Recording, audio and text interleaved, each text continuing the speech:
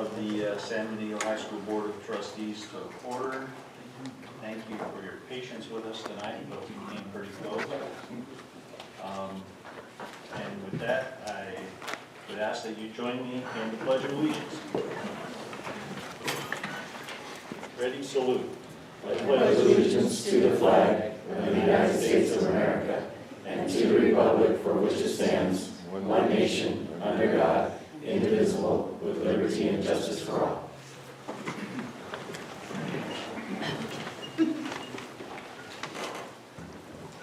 At this time, we'll consider any changes or the approval of the agenda as presented. Is it to approve the agenda? Second. Yes. Yep. Yes. Yes.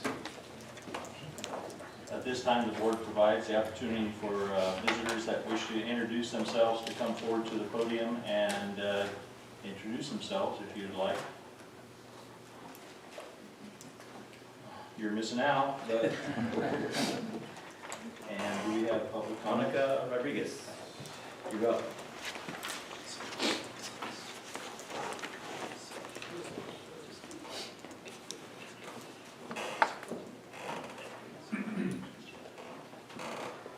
Is it on? Yeah. On September 6, 2016, Catherine Foster made a public comment referring to my complaint against her and the public's right to know, and it should be public record. So let's have the reasons for my complaint out in public.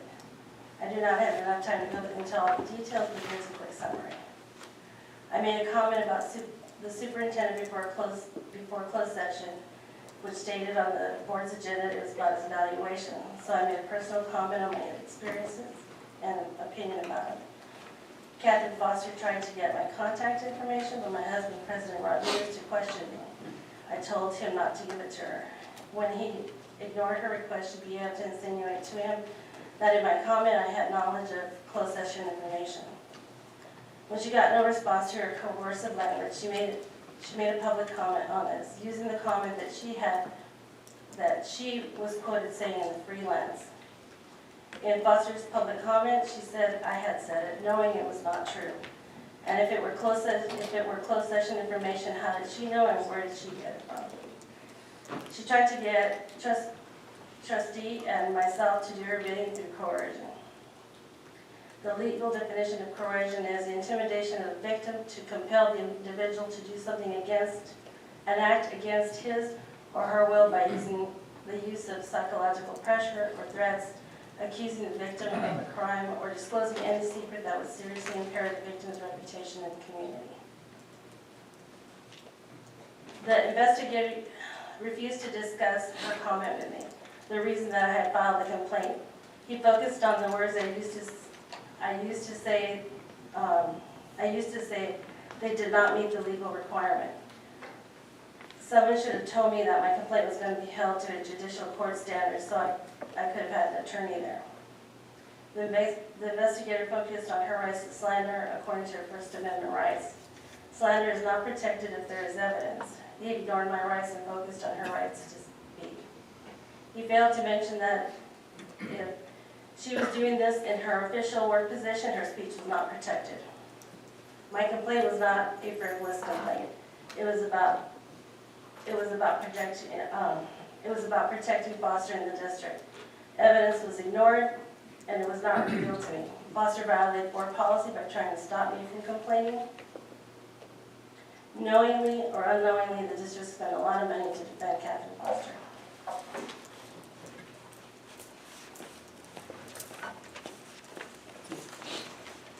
All right, thank you. This time we'll report actions taken in closed session just to fill people in. In closed session, the board and the superintendent developed the tool and the process that we would utilize this year during the evaluation process.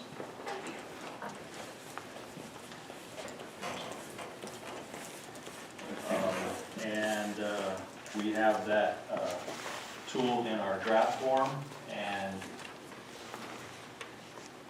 our corrections from tonight, and if anybody would like to see it, it will be available at our next public meeting. Next is to take actions regarding student matters. So first is we considered an expulsion in regards to student 10.04.16.003. And I move that we expel this student for the remainder of this school year with the expulsion suspended, and the student return to school on a 0-0 discipline and attendance contract. And that's it. I'll second. Yes. Yes. Yes. Yes. Next is consideration of student 10.04.16.004. And I will move that we accept the principal's recommendation that we enforce the expulsion for the 2016-2017 school year. Second. Yes. Yes. Yes. Yes. Thank you.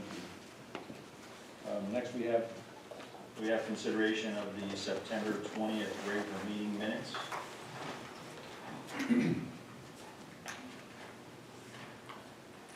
On page 2,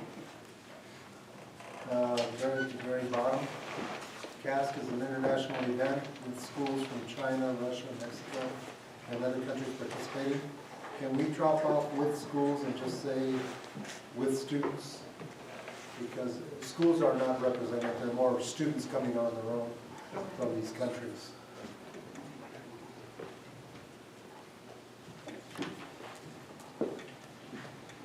That's it for me. Hearing none, I'll move approval with that one change. Second. Yes. Yes. Yes. Yes. Thank you. So we're already to our reports, discussions, and action items. We have our student board member report next. It's an information item appearing on page 14.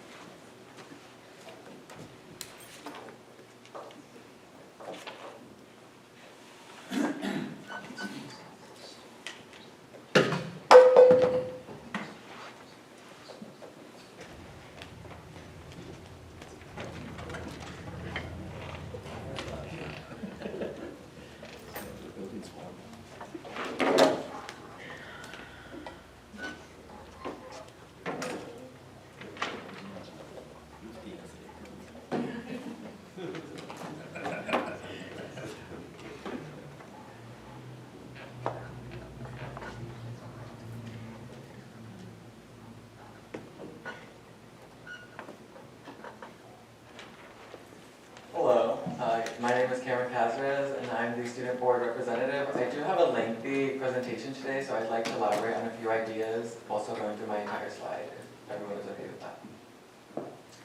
So starting with the old concerns, some of the old concerns were resolved and some have been spoken about at the last meeting. The first one was the water in the O'Donnell gym and the water fountain next to it. We had spoken with maintenance and they said that they would be looking into it and are working on it. And then staff parking spaces for staff only. I believe that policy was spoken about last meeting. Tissue boxes in every classroom. Administration, as far as I'm concerned, was told that school staff should be on that, and that was a school staff responsibility. Removing windows in boys' bathroom, again, that was talked about last meeting. And then having the AP proctors trained.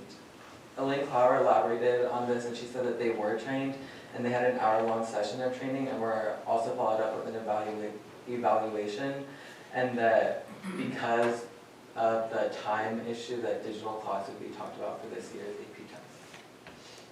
The new concerns, we had our first student congress meeting, and these were the main points that we got. The first one, to eliminate the food packs at breaks, so being able to buy individual items again. ID pen removal and add pin pads at red cards. Some students complained about having to put in their ID pin, that increased long lines at break. To not lock the gates. I know that some of the gates throughout campus are locked, like the front one when you're late, like 10 minutes. Bring back red cards on all campuses. As far as I know, I believe they're only on main campus right now. A variety of foods at the taco truck. The new bell system is problematic. Students were talking that it was too low and that some of them weren't able to hear it throughout campus. Water instead of milk as a lunch option. Better bathroom maintenance throughout the day, and that is checking in on the bathrooms and making sure that there's soap throughout the day. Food at dances, coffee on campus, and I believe that coffee on campus has been brought up before, and I believe it was turned down. Hot chocolate during winter and early dismissal every Thursday. One of the first slides was freshman tailgate, and this isn't one that I will be going through, but it was sponsored by... Before you get too far, can we go back to those new ones? Yes, of course. So, what is, I mean, I understand that if you're late for class at locked gate, making you go through the admin building is problematic, but I mean, hopefully there was some discussion about the purpose of the addition of the gates and the added security and comfort that our students should be enjoying from that. Yeah, I know the idea of that it was for protection was elaborated on, but then there are those hard-headed students that still all voted for it, even though that they were explained what the reasoning was for. And I apologize, I was having a conversation with Director Lascano because sometimes our government doesn't make sense, actually a lot of times, I'm sorry. But we can't serve water instead of milk. We're not allowed to. And I asked, what about lactose intolerant folks, and which are many, and then we'd have to buy the lactose intolerant milk. You buy the milk, yeah, the milk without. And so, it's not our plan or rule, it's what we're held to by the federal government. And then coffee on campus, there is nothing more in this world, Cameron, that I would love, but we cannot, because we cannot serve caffeine to students. And that may have been talked about while I was speaking with Ms. Lascano about that. And then I missed the last one, early dismissal every Thursday. What was that?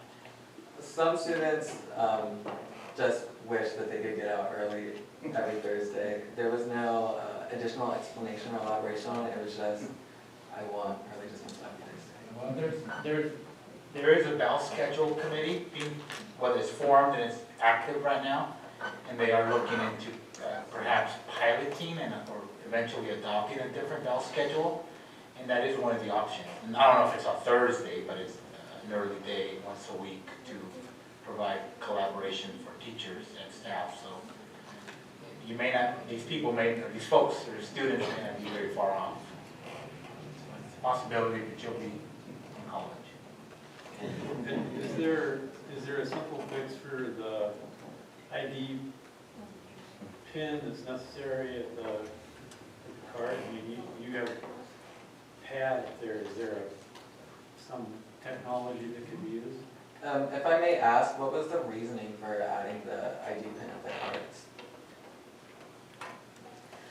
The reason we added it is because to capture all of the sales for food service, because if the kids, the state pays, even for paid kids, they'll pay 22 cents or 28 cents per student, and so to use the keypads, it's an effort to collect all of the revenue that's available from the state. And I understand it does take longer, and we're working on that, you know, with technology and such, but that's the reason behind it. And also, don't everywhere that the school serves food, that free and reduced lunch, students have access to. And they have access to it through their pin pad. Right. So if And, it's well, required. Otherwise you right, you and have, free or you have reduced. the rich kids and the free and reduced kids. And Right. and the food might not be. I can, you know, the lines and the issue of the lines in the red cards has been something that we've closely monitored, you know, since the beginning of the year. And we're in constant communication with our, you know, food supervisor, Jim Lewis, and also with Director Lascano, and just looking at ways that we can, but we're out there, you know, we do see that the lines, in terms of, we got 2 red cards on campus right now, and obviously the red cards are in high demand. The kids would definitely prefer to go to a red card, and so we're looking at how we can possibly shift staff. Right now, I think Mr. Lewis's plan is maxed out in terms of staff and where everyone's at, to make sure that there's accessibility everywhere. But yeah, we're well aware though, with the students, around with the Student Congress, that was a big topic of discussion. And could you elaborate some on what the details are of and what discussions you've had since about the better bathroom maintenance throughout the day? Yeah, I know that some bathrooms on campus, specifically boys' bathrooms, they get trashed out classes and they're left like that for the rest of the day. And some students, the lines get very long in classes. On language, we only have one bathroom available, and if both stalls are broken, then that's preventing us from using the bathrooms. So I know some students complain that there also wasn't soap in the bathrooms constantly, like just soap not being restocked throughout classes. So those were the conversations that were brought up, and those were the concerns. So Cameron, what I'm going to do is I'm going to work with Mr. Ramirez on two things, on the bathroom issue because it's come up before. And obviously, we all like a nice restroom to use. But then I'm also going to ask Mr. Ramirez to form and work with Ms. Lascano to maybe a small committee of students to talk about food and lunch and breakfast, or brunch, I'm sorry. Because I know it's important to you. Food's important to all of us. So perhaps there's things that we could learn from you that we could begin to implement. There's things that we are also held to that we can't change, like the milk and the water or the coffee. But we also want to hear from you. So I think that's important. If I may interject a little here, Jim has sent a survey out to all of the students, and he's getting feedback now. We can send you a copy of the survey asking all these specific questions. And I know he's been working with CADA, and they've scheduled the next, I think it's the next Student Congress, to have a food tasting, and he's going to have them voting on certain products. And so he is working. That's So, awesome. I mean, in No, addition to that's that, wonderful, that's- yeah. I think chicken feet's one of the ones. The survey and everything that he has been working on wasn't brought up at the time of Student Congress, but his changes and his efforts are being noted and they are being appreciated by the student body. One concern I have is that soap reminds me that it wouldn't be the ghost, but Rick Rivas did a lot of work in 1999 to get soap in the bathrooms. You probably recall that. That was quite a deal. But not having soap, would you please continue to bring that one up? Because, you know, that's something that should automatically be there even if the restroom is trashed and people have to go in there to wash their hands. It's sanitary and it's something that every student ought to have, you know, available to them. Any other questions on the new concerns? Thank you. So Freshman Tailgate was a Link Crew sponsored event, and this was held right before the freshmen's first football game on campus. Kickoff rally was our first rally of the year. We had different performances from band, cheer, and the entire dance department. A sports march-in was also organized by the Commissioner of Athletics, and Social Acts organized 2 games. The dance department performance consisted of all 4 blocks, and all performers involved had fun, and they definitely gained confidence through their first performance for the entire student body. The 9/11 tribute, this is where ASB and FFA collaborated to do the 9/11 tribute on campus. I know Enoch, Bermudez, and Ethel worked very hard on putting together a tribute for Captain Jason Dahl. Our new PA system was also a great help in organizing the moment of silence on campus. I like that too. Cool. Yeah, me too. Student Congress, like I said earlier, we did have our first meeting on September 14th. ASB Cabinet reported back with details on past concerns to keep the representatives up to report. And we did gather a lot of student concerns and a lot of different acknowledgements. Back to school night. This was, didn't we try a new system for back to school night? Yes, and I think that talking to someone about it worked out better than we initially thought it would. And the parents were able to follow their student's schedule and spend 10 minutes in each classroom before heading off to class. I was in AP Stats tutoring while this was going on, so I was with Ms. Vandercook as parents were coming in, and just seeing how the interactions was. It was very brief, but I think the parents got a lot back from it, and I think that the personal interaction was there, and the connection and communication was made. The Spirit Train was another Raleigh Club sponsored event on September 16th. They did a short parade around downtown and then got to ride around the track, and thankfully there were no injuries, so I hope we get to ride around the track next year. Fingers crossed. And now on to my student board member symposium review. So I was blessed enough to have the chance to go to Santa Clara County Office of Education with 9 other student board members from Carmel County, San Jose, Union, Fremont Unified. And here we didn't just learn about our position on the board, we learned different ways to interact with the student body and how to be innovative in our position. A small group of 9 of us and 1 advisor met in Santa Clara, and we were in a small meeting room, probably from here to the door, and we had 1 instructor and another supervisor there with us. We started off with agreements and expectations, stating what we thought we would get out of this experience and how we would obtain those goals.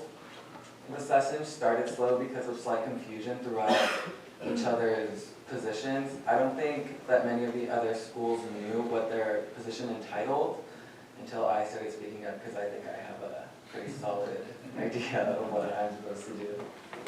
The roles and responsibilities of a student board member. This was another brainstorm activity, but it was very interesting. As a student board member from San Benito, I feel like I do have all the tools and understand the requirements of my position. However, once we started going around the room and asking each other what they thought their job was, people started getting very confused. The different roles and responsibilities. We had 2 pages full of different ideas, but these are the 5 main ones that I thought really embodied what a student board member should aspire to be.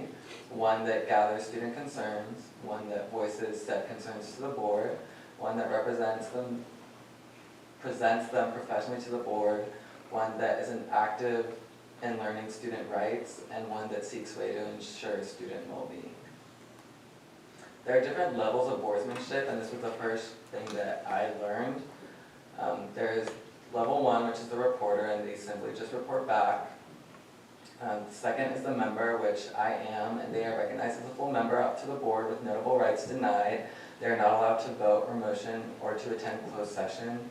Then the next level is preferential voting member, and they can cast a vote on all items, and it is recorded in the board minutes, but it does not count towards any decision making. This position is where I think the board gets to understand where the student body feels on certain issues. And then the final one is the motioning board member, and this one has to be appointed to by the state, so there are very few in California. Ed Code section 35010 and 35012. Once we discussed the different levels of boardsmanship, I realized that I wasn't as powerful as I thought I was, or would like to be. Section D2B states that if a member requests to gain their voting right, they can start a petition and need to obtain either 10% of the school's population to sign or 500 students. Personally, I joined ASB because I wanted to create positive change. I want the school's board member to be a preferential voting member because I think that knowing where the students stand on certain issues is important to accommodate to what students want. I initially didn't go out for the student board member position, but I'm very thankful that I did, and I'm very proud of my position and where I could take this position. So I will be starting on that petition and getting back to you very soon. Challenges a student board member faces. Here's where I really began to appreciate our program and the board. Fremont Unified has 5 high schools and only 1 student representative. Although she was a brilliant girl, scored a nearly perfect score on her SAT, she had a lot of problems with communicating with all the other schools to understand their environment. San Jose Unified and Morgan Hill Unified have more than 1 member on their board, and they alternate. These were 2 districts that knew the least about their position. They were the most confused while being at this conference. Some of their problems were that they were not given the meeting's agenda ahead of time. They felt undermined and they don't know when to voice their opinions. And They were the two that switched off between each other, so Morgan Hill Unified has 3 and they go in trimesters, so one student goes throughout the fall meetings, another one goes through winter, and another goes through spring. And all these students were very intelligent, but they didn't know what their job entitled. Challenges. I think that having one high school and one district is a very big blessing. A lot of other schools don't have programs such as Student Congress to voice student concerns, and I think that San Benito could be a model to those other schools. A lot of the students have personally reached out to me, and I have reached back to them, sharing our ideas and some of the programs that we have on campus. We had a workshop on student rights and how to advocate for student rights, and it was presented from a man named Boyers August. He created his own handbook and booklets that I meant to bring to you today, but couldn't, so sorry, but I will be emailing those out to everyone. The biggest takeaway from this session was that on a regular school day, our rights may be violated and we wouldn't even know because we aren't educated in them as well as we should be. He had a very powerful presentation, I feel, and his ideas were strong, and there were some things like being denied to go to the bathroom, or just how a teacher treats you that is illegal that I know happened to me here on campus. And if I knew that it was illegal when it happened, I definitely would have spoken up. How to educate our students on these student rights. One of the ideas presented was that as a student board representative, I can start a students' rights club and invite everyone, teachers, students, everyone on campus to attend. There we would talk about the different laws and what they mean and elaborate on how they are. As students, it's important to know what rights we have and know when we are being denied these rights. I think that educating our students on these rights has the potential to create a drastic positive change on campus. The man who presented this presentation also personally emailed me 11 pages of content that elaborates on each idea in different court cases that I sent to Mr. Ramirez and Ms. Lemos. And if any of you would like it, I'd be more than happy to share with all of you. The next section of our conference was presentation skills and how to present. Just like at CAST, we had this type of workshop. After we went over some guidelines on presenting, our instructor gave us 2 minutes to create a presentation that we would then have to give in front of everyone at the conference. And my presentation was school culture and sports culture on campus and how sometimes they could be conflicting and sometimes one prioritizes over the other. After 2 minutes, each of us presented and each of us had a different idea and a different way on improving our campus. Student survey. This was one of the last workshops, and this was held by CAST instructor June Thompson. Here we learned how to create a survey and when it was appropriate to administer one. She also enlightened us on how much information we can obtain from a survey and how much potential it has to make change within our schools. She elaborated on 2 different types of survey, the personal face-to-face interaction one and the written survey, the one that Jim Lewis sent out. She also shared with us the 888 survey, which takes 8 student government members asking 8 different questions to 8 random people on campus. And we concluded our conference with a short CAST 101, which was very brief on everything that we did at the CAST conference over summer. So being that I was the only CAST trained member at that conference, another great thing about this school that they sent me, I knew everything that we went over and it was easy for me to catch on and help the other students there. They also elaborated on SABE, SABLE, and YASC and Region 4 and 6 conferences, and these are other CASC events that are involved with student government and student rights. Overall, I felt that it was a very exciting experience, and I think that I can take a lot of ideas and implement them in my own work as a student board representative. One program that I've already spoken to Mr. Ramirez about is the academic student recognition program to mirror the Student Athlete of the Month program. I am also staying in contact with Anthony, our instructor, and Boyers August, the person who gave the presentation on student rights, to further educate myself in my position and how it can be innovative and helpful to the school. Following up on this, I do have a pamphlet here, but I will be making copies and sending it out to you. One of the, just some points that are stated in the first one is, has a teacher ever embarrassed you in front of class? Do you serve detention during lunch and on Saturdays? And I know we used to have Saturday school. Were you ever required to take a test during lunch? Are you ever given laps or push-ups as a punishment? Are you not allowed to go to the bathroom? Do you pay for parking spaces, for locks, or for lockers? Do you pay for AP tests or for caps and gowns for graduation? And a ton of brilliant laws and rules that students have rights to that I will be looking into. Being that I believe I was the first student board member to go to this conference, I know I took a lot back to ASB, and I know ASB was very proud that I was able to go, and that they were very content with the material I brought back. And I was very happy learning everything, and I know Ms. Lemos as well was very excited. Board member Casper, while you're on that, before we go to upcoming events, I think one of these things in our whole community, our students definitely are shy on appreciating their rights, as are our parents and our community members. And I think that becomes an issue sometimes. So I totally agree with you, and I'll hold you accountable to email me your pamphlet. Secondly, I'll take you back to page 14, where it introduces this section. And it's one of the things, I hope I talked to you when you first took your position, and I think I've done it with every student board member for the last 8 years and some before, is in the introduction, and maybe we need an updated policy, but Board Policy 5504 provides for one student board member who attends all meetings except closed sessions. The student board member may provide input and use an advisory vote, which is taken into consideration by the board members, but not counted toward a board decision. So I think we already have your provisional voting rights in our policy, and maybe we just aren't using the right language, and it might be a good government exercise to work with the principal or superintendent to revise our board policy, bring it to the board so we're using the provisional voting rights correctly, and it might save you the trouble of going out and getting a bunch of signatures, although that might be exciting as well.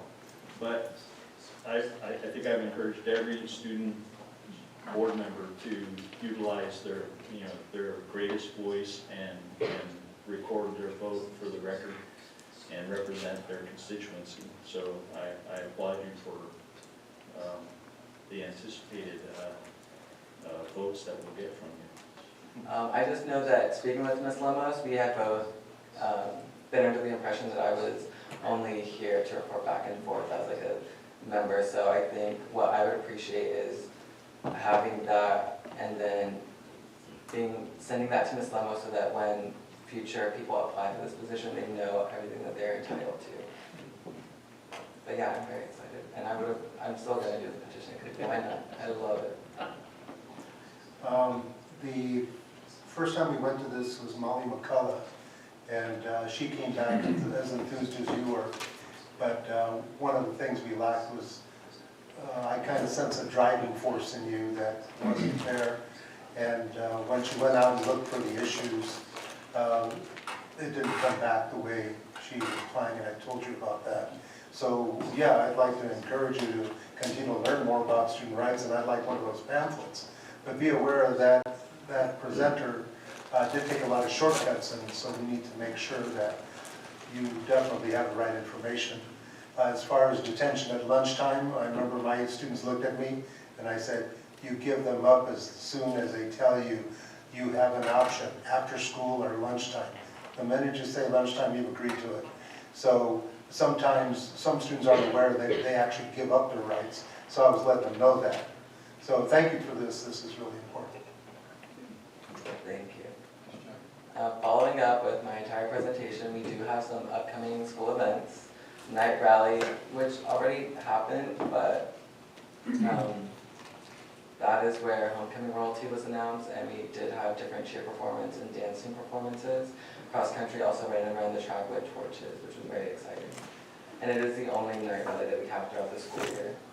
Fall homecoming, this is homecoming week, and it is a very stressful and exciting week for everyone. This year's theme is Disney. This is where the magic happens. The parade is Thursday after school, the rally is Friday, and the game is Friday, and the dance is Saturday. Pink Out is also on Friday this year, so the game, we will be having a Pink Out bake sale at the game, I believe, and Pink Out materials will be sold as well. School Site Council is starting October 19th, and Mr. Ramirez already spoke to ASB about it, and I do plan on sitting on that council again this year. And Fall Powder Puff is October 21st. And this year's theme for Fall Powder Puff is Who Runs the World? Girl. I provided that theme. Any questions? Thank you. Thank you.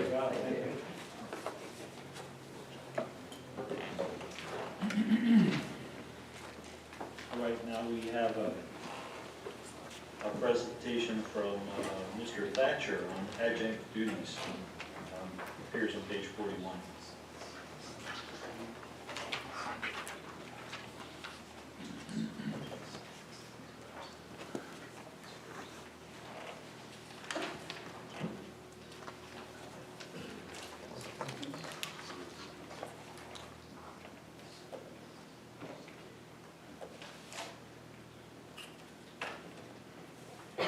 Good evening, everybody. I'm here on behalf of Sean, who asked me to come tonight and give a brief overview of our adjunct duty program here on campus. I'm the assigner for adjunct duties and have been for the last several years here on campus.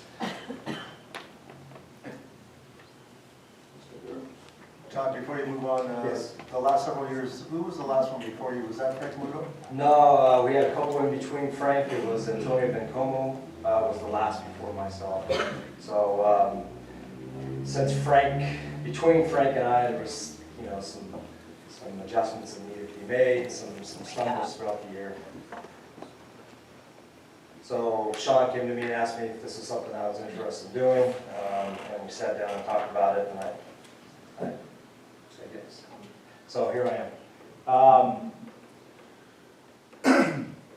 So with our adjunct duties, everything revolves around safety here on campus. That's our number one priority. With any event, whether it's athletics or ASB events, safety is the priority number one. And in our discussions, whether it's our lead team meetings with Mr. Ramirez, my meetings with Mr. Tannenbaum, or with the cabinet, supervision is always revolving around safety. So it's supervision and the efficiently run event that creates these safe environments. A lot of our events here on campus are extremely large. They include a lot of our community, especially our football games, our basketball games, and some of our air jams in the past have been extremely large, and some of those dance concerts are extremely large. So it's important that they are well supervised, and it's important that the event run efficiently.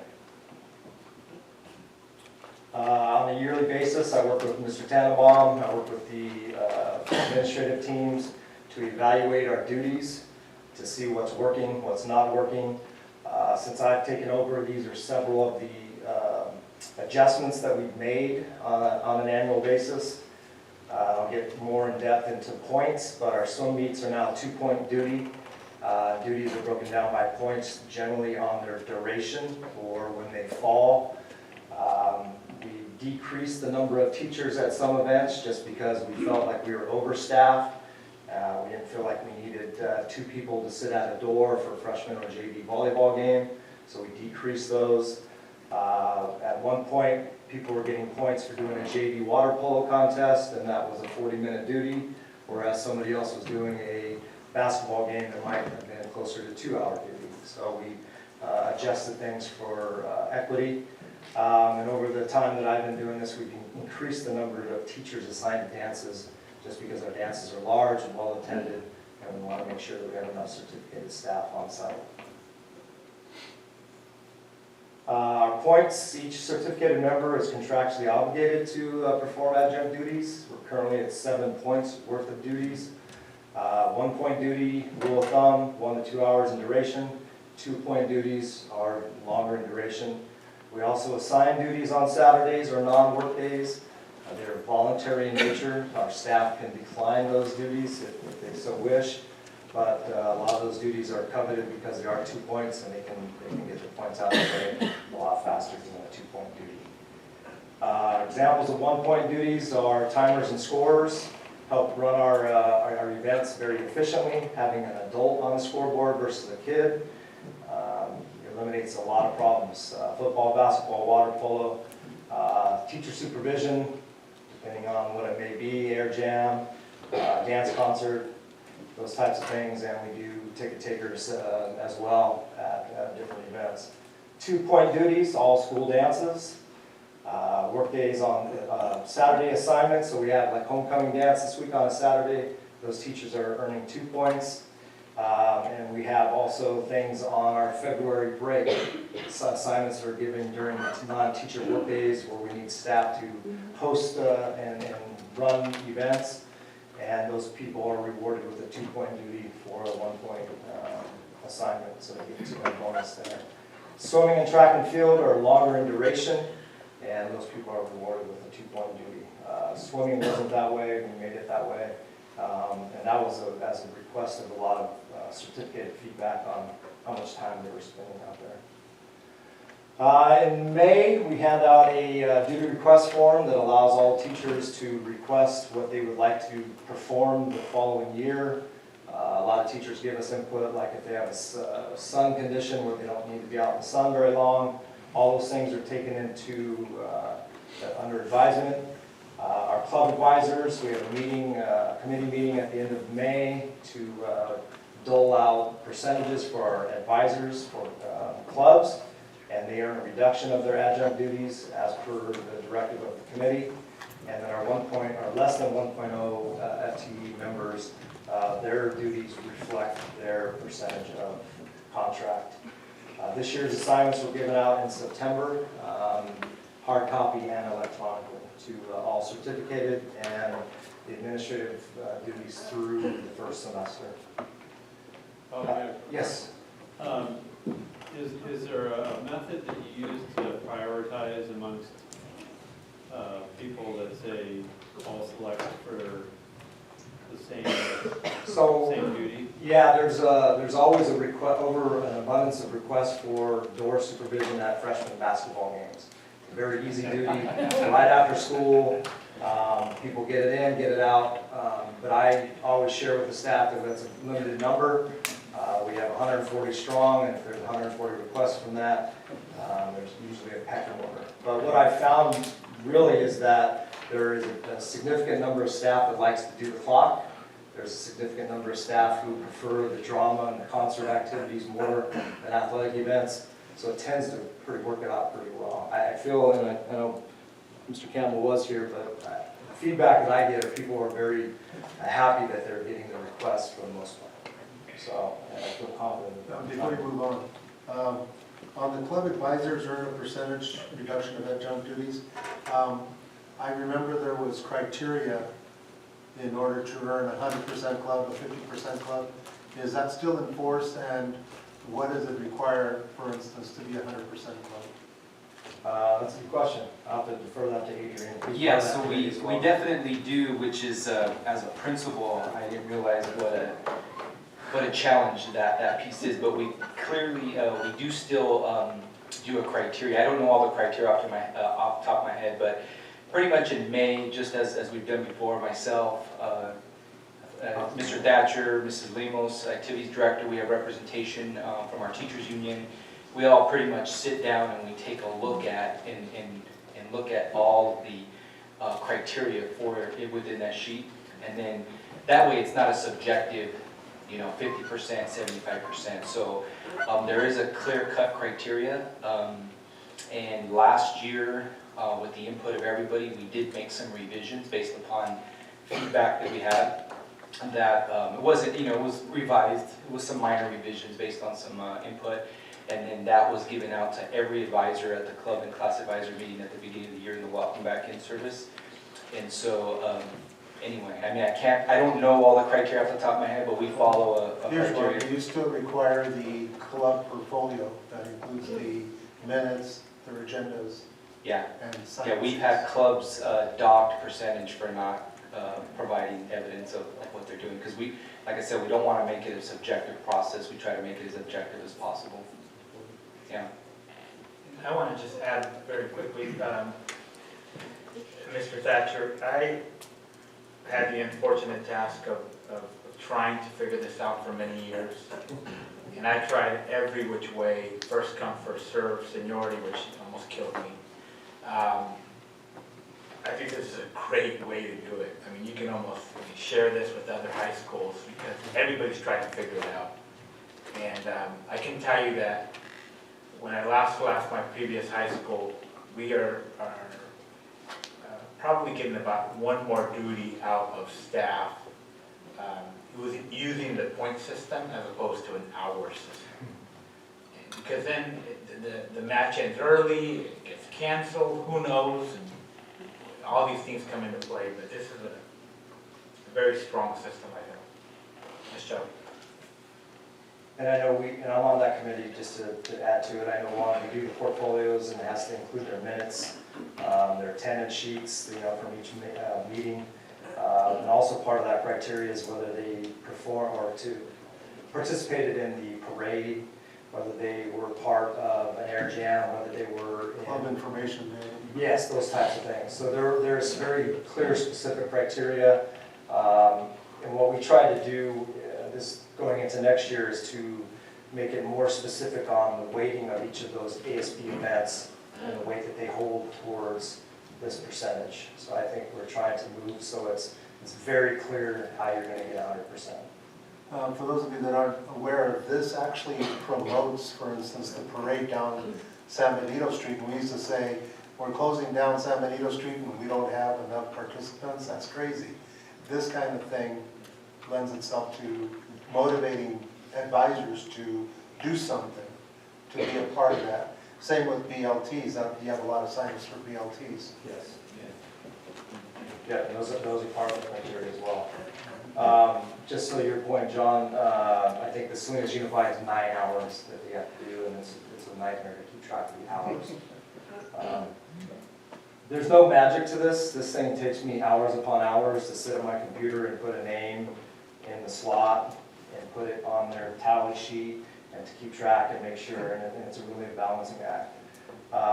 With our club and 1.0 FTE reductions, the points reflect their particular percentage. So if a club member is a 50% club, they would only have to do 4 points out of their duties. We have some 80% FTE folks, they do 6 points, and it's pretty self-explanatory from there. 1 point that the board may or may not know, that paid positions such as coaching and class advisors, that doesn't fall into these reductions because they're paid. So they are paid for those, so that doesn't get factored in on the reductions. Notifications, I tried to make use of email. I probably over-communicate to our staff, but I get a lot of thank yous on the day ofs. Thank you for reminding me. I completely forgot that I had something today. So a week in advance, I'm already getting out next week's duties, saying, hey, just a heads up, you got one next week. Tomorrow we have some duties at home, so I will send those out early in the morning, saying, hey, friendly reminder, here's your duty for tonight. See you there. Please check in with so-and-so. The administrator on duty will provide some feedback. So-and-so didn't show up. So-and-so sitting here way too long. Those types of things are important as we evaluate at the end of the year. And I'm not one that likes to waste anybody's time, so I'm really diligent about cancellations and getting people to know that they're off and they can scratch it out of the calendar and well in advance. These are actual duty, what they look like when they come from me. So this is Friday nights. This is just a typical Friday night assignment for a homecoming game. We don't include much teacher supervision because we have paid security and we have campus security through Mercedes and her staff.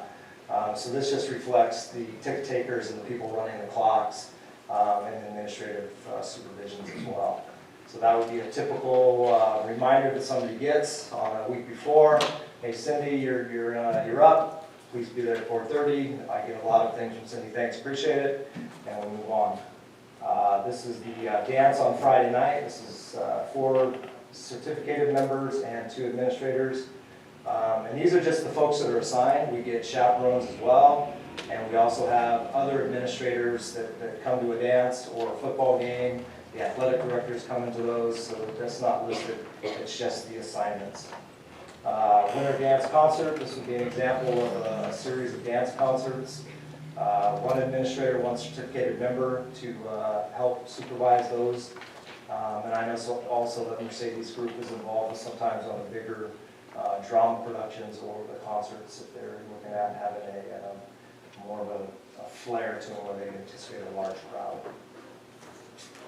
Administrative duties, this is an important piece, especially with our athletics. Our league defines that we are required to have administrative members on site for all home athletic contests, whether it's an administrator or a designee, that's our site decision.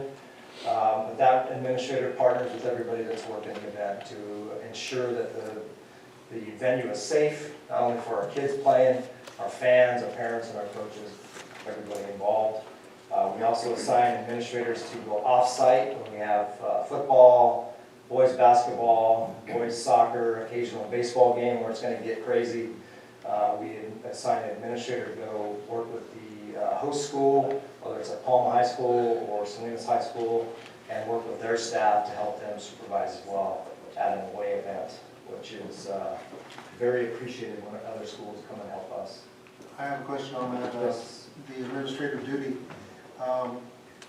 How many duties do administrators serve throughout the year, and how many designees are there that take the place of these administrators? Good question, Mr. Bledsoe. And I had this one, I knew this was coming. Right now, for our administrative designees, we have 5 teachers on special assignment, like program specialists. Myself, as an athletic director, still a certificated member, but on a special assignment. It might be somebody like Mr. Smith, who's a compliance coordinator. We have program specialists that work in Cindy's office, and I think maybe even Roseanne's office of partners. I'm not sure if any of those cross over. So there are 5 of those. Our discipline managers, there's 3 discipline managers that also work. There's 9 administrators, including site and district administrators, and there's 1 athletic director. Our designees, and I'll just use Mr. Smith, Brian Smith as an example. We try to partner them with an event that is going to be a low-level event in terms of crowd control or attendance. That would be a JV freshman combination for basketball. Or I've had Ms. Bailey working a field hockey game where she's the administrator of record. Ms. Hennig would do the JV soccer and then be relieved by Paulette for the varsity soccer. So doing the very right after school type duties and ones where the crowd is generally smaller and usually very manageable. With that, last year One more thing. Yes, one more. A designee would not be in charge of their own an event. For instance, if you're coaching football, you wouldn't be the designated administrator for that, would you? No, but we have, there's been some,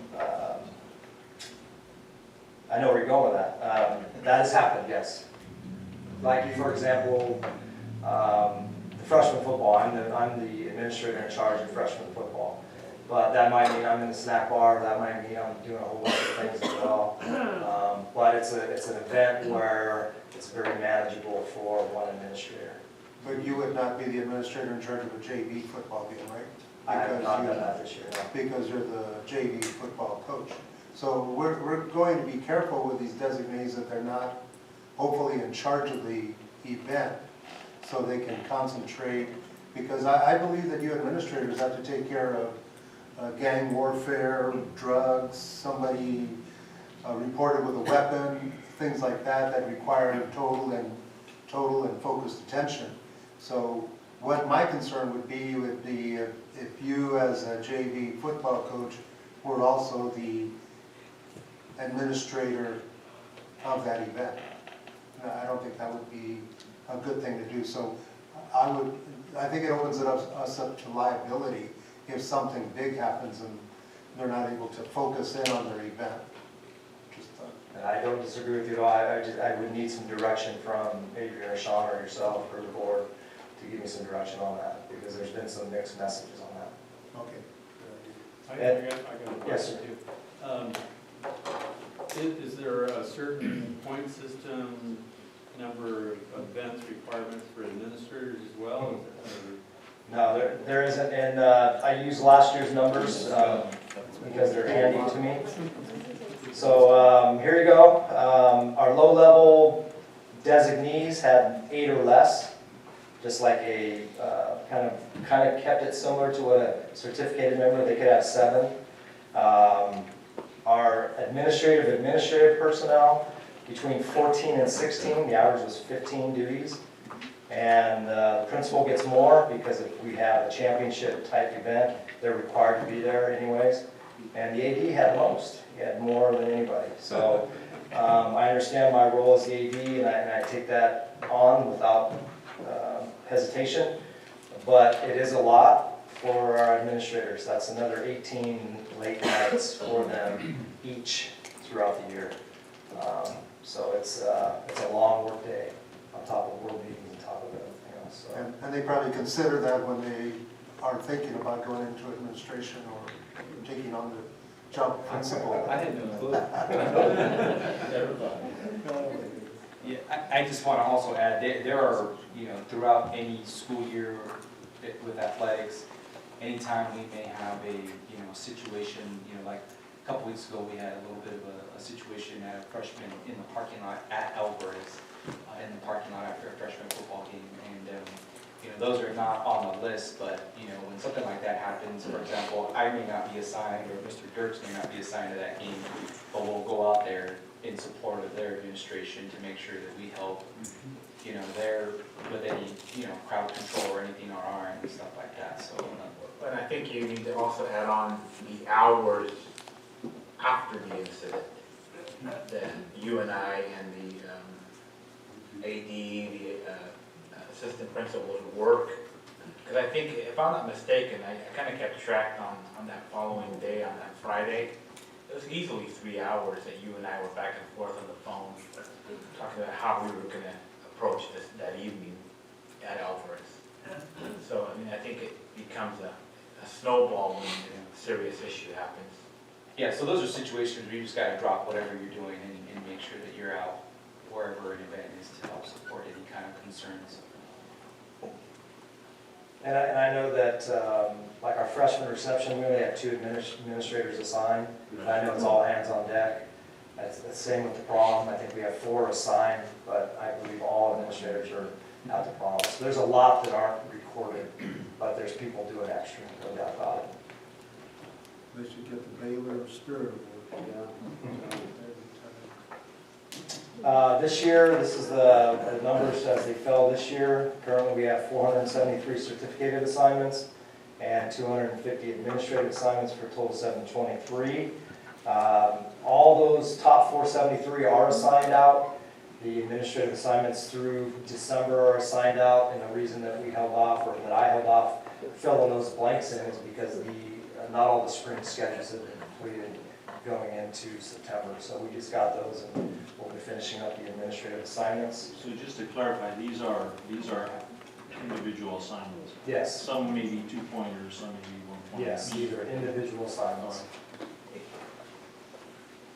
All And then kind of looking at, do they work? And this is not scientific. This is not a survey. This is just strictly Todd walking down the hall. I get feedback a lot from staff. I know a lot of staff. But my feedback really is about the safety of our events. As I travel around to other events throughout the section, or my colleagues in our league, talking about what their safety and what their protocol and what their management plans are, I feel like we run a very tight ship at our events. And I feel that when I hear other athletic directors walk the walk and administrators walk the walk, but they don't necessarily talk the talk, or the other way around, they talk the talk but don't walk the walk. I snicker because I know here our events are safe and they're always well attended. We always have very well attended events compared to going to other sites, and Adrian could attest, he's been all over the Central Coast section watching things. So we are as big and as busy as any athletic department and ASB across the state. I would add, from what I've seen in my own 2 years and a bit here, our administrators many times have come to the aid of a visit, or visiting a situation based at that school that we're visiting, where their administration is paralyzed or doesn't know how to react or doesn't react at all. And I can cite, I won't, but I can cite several examples where Mr. Dirks has put on his cape and taken care of business. We don't, and it's interesting to watch. Our staff tends not to wait, whereas other staff, other administrative supervisors hold back. Yep. We had a soccer game last year, and Elaine's not here to back me up, but the Salinas administrator, nowhere to be found. And she's over there on her phone, and we're handling her, her side of the crowd as well as her team, because she wasn't stepping up. It was our event, and we're managing her kids. So our administrators and our certificated staff do a fantastic job. So are we safe? Absolutely. I think we run efficiently. My clock crew, it's Mr. Barnes and Mr. Moore, Mr. Huerta, those guys are consistent year in and year out. Give me the clocks, coach. I'll take the toughest game. Give me Palma, and we have no problems with our clocks. Are they equitable and fair? More often than not, our certificated staff are matched to those assignments. Like I said, our clock crew is our clock crew. Give me that. I like it. I enjoy it. I love going to the game, and they do it great. The Priscos, we want all dance concerts. We want all the concerts. Give us whatever. We try to accommodate those folks on campus that are married or they travel, those types of things.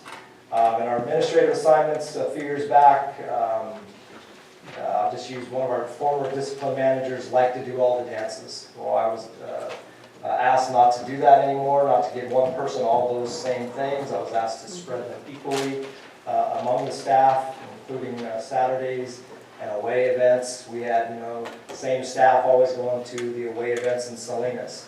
So I was asked to balance those, and I think over the last several years, those have been pretty balanced. So in terms of equitable and fair, from just my small point of view, as my feedback comes in on a yearly basis, if they weren't, I would hear a lot more. So no feedback is good feedback sometimes. So that's what I have. If there's any other questions. I went to the night rally, and that's getting to be as big as your varsity football games. It's a monster. And it's a monster, yeah. I would really recommend, because I went there and I was looking for an administrator to talk to. I don't think you had one there, because I think it was a designee for that one. But I really recommend that you assign an administrator when the bleachers are filled from one end to the other. It's time to have an administrator there, because anything can happen. That was a big one. But anyway, I'm sure you evaluate them, because I remember when those night rallies were just in front of the announcer's booth. That was it. That was the number of people that were there. Mr. Thatcher, while you're here and the camera's on and we're taking minutes, what's our football team's GPA? 3.03 as a collective GPA. Nobody was ineligible. No ineligible players on the varsity. JV had a couple, freshmen had a couple. So over 200 kids, less than 10 ineligible kids. Congratulations. And that's department-wide. That's sports-wide. No volleyball players. They're all well above minimum standards. So that's not just football. That's across the board. There were several years ago with previous financial director, there was a good report about the benefits that the athletic program was bringing in. Students are coming to school, students are keeping their grades up. We just need to make sure everybody understands, as it was put out today, these are our student athletes. We're probably going to be lucky if any of our students become professional athletes, but they're all going to need a career somewhere. And we're just pushing them along, giving them a great experience along the way. I appreciate that. Thank you. And on that, at the Student Board Symposium, my speech was on sports culture and student academic culture. And a lot of the other schools have problems where students were getting special treatment from their teachers and administrator on additional help and additional tutoring and additional assistant classes. And I don't think we favor our athletes here, so I'm very proud of our athletics program. I'm not always, this may be pessimistic, sorry. I'm not always, in favor of this, really large school. That's one of the benefits the coaches can take advantage of. There's 10 people lined up behind you waiting for your spot. So, I thank you for pointing that out. I'm glad to hear that you don't, in your perspective. I know we need to do more to recognize non-athletes' academic achievement, and you address that a little bit, and we'll get better at it. I think that we also need to recognize the benefits that we're realizing through. Yeah, I would request that I come back in June and report out the numbers on that at the end of the year, whether it's attendance or GPA and participation. That would be So, good. We'd like to have that. Age, I'll work with Adrian on that. Good job. Thank you. Thank you, guys.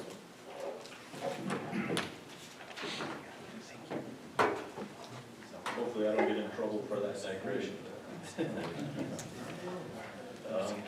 So next we have our first reading and a public hearing of proposed new board law. I don't know if this is a new board law or a revised board law. And it appears on page 57, and I think Superintendent Morales will introduce this. Good evening, board members and administrators. Tonight, we have before us board policy 9250, which is reimbursement and addresses reimbursement and other benefits for our board members. We will hold a first reading today and a public hearing. But essentially, if you turn to page 59 and right underneath where it says health and welfare benefits, it states that health and welfare benefits for board members shall be no greater than that received by district non-safety employees with the most generous schedule of benefits, which, as I interpret it, means that our board members will mirror our employees' standard when it comes to health benefits. Because of a change in the way CISC, our insurance provider, is now recognizing board members, there is a significant impact to our board members that would drop them out of that category. They would no longer have the same benefits as our employees. So with the respect of the board and the administration tonight, I bring forward a plan where board members on page 58 would be, the top of the page, would be paid $50 per board meeting for their attendance. And if for some reason they would not attend a meeting or could not attend a meeting, then that would be prorated into their pay. Also, right below that, the board members, at their discretion, have the right to donate these monies to a cause that they are passionate about, or they may combine together to support a cause. I've witnessed this firsthand, where board members will give to a certain project for a year, a certain classroom.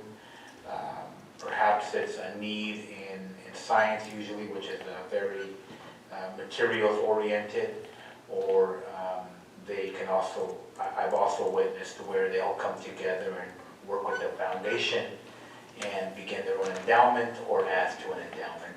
But it is each board member's discretion. Just using simple math, that would be about $600 a year per board member. The total impact physical implication of this new policy is minimal, $3,288, but it would keep with our previous and already embedded idea that our board members are compensated healthcare-wise just like any of our employees. And I see it as deeply unfair if a board member now has to begin to pay upwards of $600 a month for their health care, when this was not occurring before, simply because CISC has now put board members into a different category. So respectfully tonight, I bring this forward as a first reading, and it also calls for a public hearing. President Rodriguez. I just want to clarify, you said $50 per meeting, it's $50 per month though, right? Not per meeting. Oh, I'm sorry, per month, thank you. All right, right, so let's start this off by closing the meeting and go to public hearing for comment. This is a time where you don't have to fill out a card or do anything, you just come up and run the microphone. Going once? Going twice? Okay, we are going to close the public hearing, return to our meeting, and ask the trustees for discussion, questions, or clarifications. Already Here, asked my question. Yeah, thank you for the, I'd just like to comment, just in case, like you said, I think this is in keeping with an existing board policy that has been around since, well, I mean, I know it was there before the year 2000. Steve and Bill want maybe a little bit further, but, and the policy was much simpler than that the board members would just enjoy the health and welfare benefits at the level of the employees. And this is just trying to maintain that.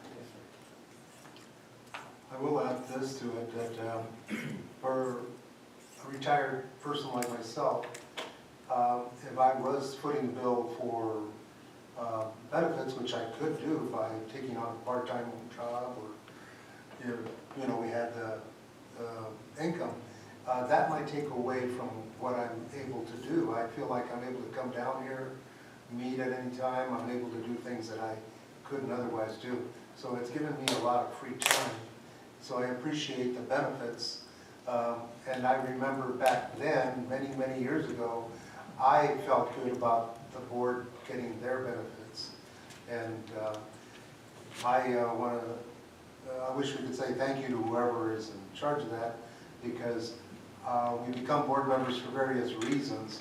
And I think health benefits is not the main reason.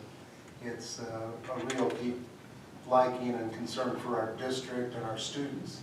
And that's what drove me to this, because sometimes I think that a part-time job could possibly be easier and not as public and as stressful at times.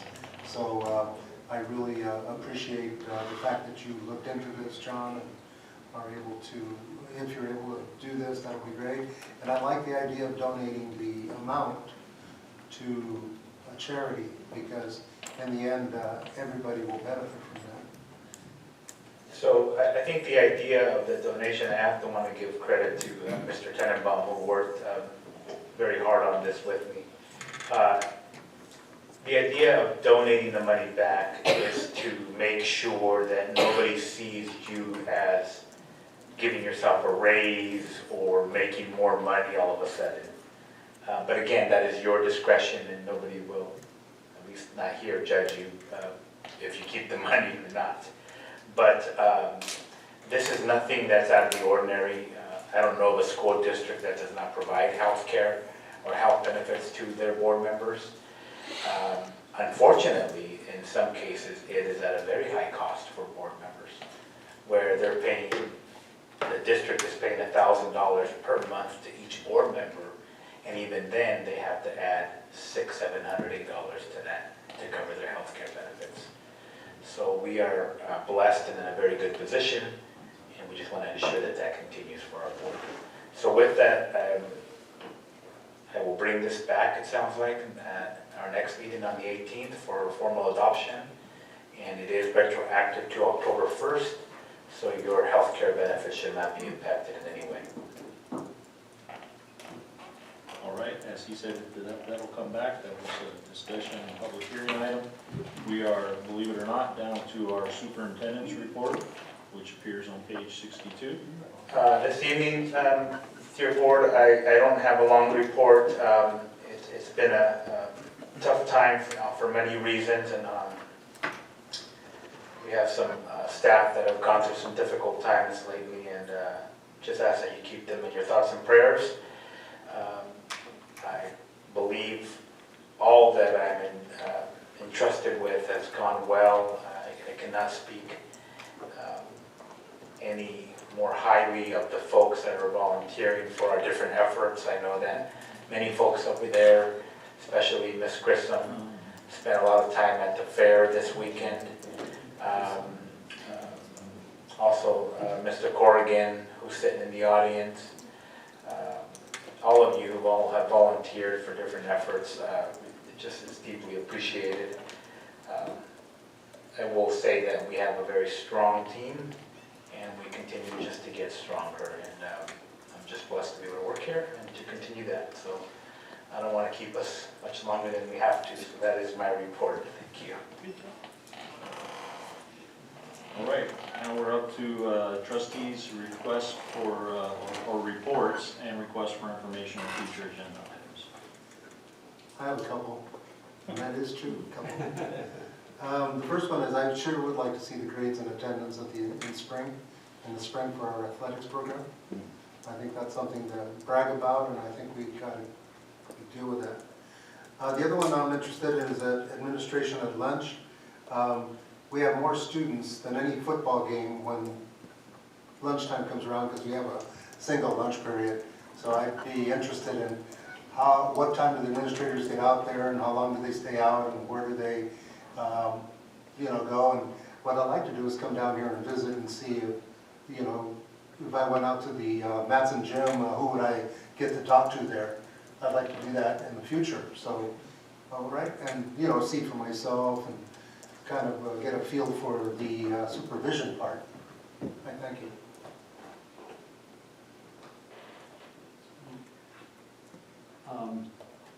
I don't have an agenda item request. I have kind of a request for direction, I guess. I happened to, just by sheer happenstance, I ran into our mayor this morning at the Board of Supervisors building and asked him when the next intergovernmental committee meeting was scheduled. And he said, funny you should ask, it's scheduled for Thursday. I expressed shock and dismay that we hadn't been advised, and he said, neither has anybody else, so you're not alone. I frankly, I didn't check my calendar. I don't know whether I'd be able to attend Thursday morning, or if this board would like me to, but if the board would like me to, I can do my best. And there's, I don't know whether they're gonna have passing out an agenda. I don't know if there's anything on there that's related to schools, but I guess I could, at least go find out and maybe voice a complaint that if they're gonna expect to have, governments working together, that maybe that I get a better notice to the agencies involved. So anyway, I guess that's kind of a report or request for direction. Well, Bill, personally, I don't want to put this on you. I think it's your call. I think it would be good for the school to have some presence there for 2 or 3 meetings, even if it's for 2 or 3 meetings to do nothing but grow mold, and then be able to tell them, we can't go to your meetings and grow mold because we're busy people. That's kind of my thing as well. I know that Thursday is a tough day for the district as a whole. But if there's any administrators that might have the time, I don't need you to raise your hand now. Contact the superintendent and see if you might be able to make the time to join Trustee Tiffany there. Mr. Dirk said you could. You can't. I can. Okay, sorry. Actually, when is this Thursday? Although we're down Yeah, folks. I'm gonna have to Next. use my authority. Yeah. Yeah, we've got it's homecoming week, and we're on the heels of talking about safety, and I would hate to have Mr. Dirks or myself sitting in a growing mold while we could be supervising students. Yeah. Unless we had to have someone there and we could. As Trustee Tiffany said, they don't even have an agenda. I don't believe the county's attending. That's not atypical, and it's Nobody just, from the county attending? well, There's a whole read paper. I'm glad the mayor admitted that, because the mayor's the one who said, you got it. I mean, I've heard it for a year and a half from them, that we're not representing ourselves well, and then the one time we officially assigned a person to go, they got kind of poo-pooed on it, so, sorry, Bill. That's right. I will do my best to attend and report back. All right, I just wanted to keep everybody. So I just would like to ask the superintendent to be sure that our student board member receives our current policy relevant to, oh, he's gone, his position. And also share that with our ASB advisor. Make sure that we're all on the same page, but I would encourage them to take advantage of their position. I think I always have publicly. I'd also wondering, I know we saw the beginning of an MOU regarding the new market tax credit. I'm wondering where along the process we are, and maybe, I don't know if the rest of the board's interested, that sooner is better than later. And then, well, we're talking about some of these, at the same time we asked Trustee Tiffany to be our representative to the intergovernmental committee that is outer governmental. We were asked to assign someone to the county treasurer oversight committee, and I don't know if there's They any, mean they've never made contact, so. do they know who our representative is? I've never heard from them, I can try to contact them. Well, we can go back to the email from Luis Espinosa, I guess, that originally asked for this. And Can you forward that to me and then I'll? yeah, because at the time, if you remember, he said he would attend our meeting on like August 27th or whatever. So it'd be a treasury representative? Yeah, and theoretically, the board of supervisors have to ratify this for Okay. whatever. You guys assign me. That's it for me. So now we're on to our consent and action items. I'll move approval. Second. Yes. Yes. Yes. Yes, and then I will confirm that our October 18th meeting is our next meeting, and I believe our closed session will begin at 5. And, Well, We don't have any speed. okay, I'm glad, I'm on board. okay, well, for now, we'll plan on 5 o'clock for trustees. The administration will let us know if that changes. Now, fill us in on, the parade is Thursday, right? Yeah, the parade is this Thursday, starts at 2 o'clock, and just to give you some context, that was an effort that, to get more community involvement. We've got, I believe, 5 schools within the county that are also participating, and so that'll be, 2 o'clock start time parade downtown, and then Friday is obviously our homecoming football game with all the festivities, pre and halftime, and then the actual dance is on Saturday. So Mrs. Lemos and Mrs. Carrier, our Rally Club advisor, they probably one of the busiest times of the year for them. And then we are having fireworks? Yes, yeah, we've, Mrs. Lemos has done a good job, her and Mrs. Doty, of being in close contact with the fire department and making sure they give us the yes, do it, or no. And trust me, I've been just as paranoid with the weather, and I'm constantly checking with Mrs. Doty and Mrs. Lemos, and they've gotten the approval from the fire department that it's a go. Second? Yes. Yes. Yes. Yes.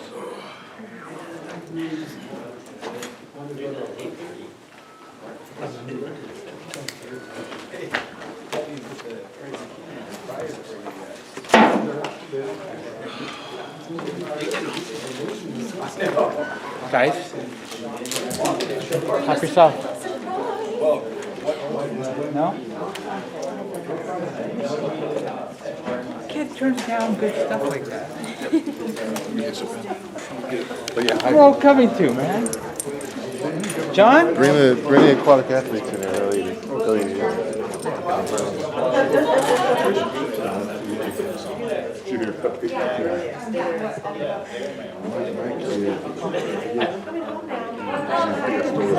Thank you.